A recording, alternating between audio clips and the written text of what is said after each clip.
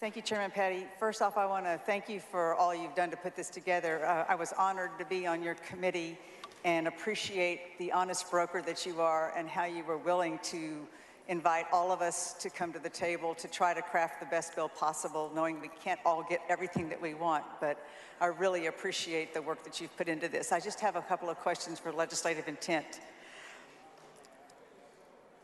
This is about sections 13 and 17 of the committee substitute.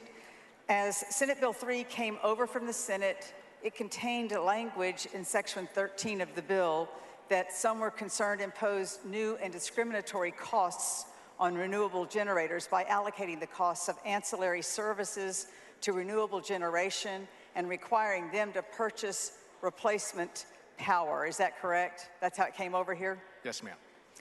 And I just want to establish for purposes of legislative intent that there is nothing in the committee substitute or in your author's amendments, particularly in sections 13 and 17 of the bill, but really anywhere in this legislation that would impose new costs on renewable generators in a discriminatory manner. Is that correct?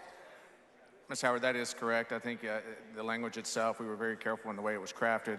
In Section 13, for example, it requires the PUC to make a holistic review of ancillary services, not just focusing in one particular area to determine whether the services, first of all, meet the needs of the market and whether we need additional services, but to ensure the costs are recovered on a non-discriminatory manner and also limit those costs based on a causation of those costs, of those services. Thank you. And then in Section 13 of the bill, is it your intent that any resources that provide ancillary services today can continue to do so? Is that correct? Yeah, I don't think there's anything in there that would limit that. I appreciate it. Thank you very much for all your work here. And Mr. Speaker, if I could please move to have the conversation between myself and Mr. Paddie reduced to writing and placed in the journal for purposes of legislative intent. Members heard the motions of objection. The chair hears none, so ordered. Thank you.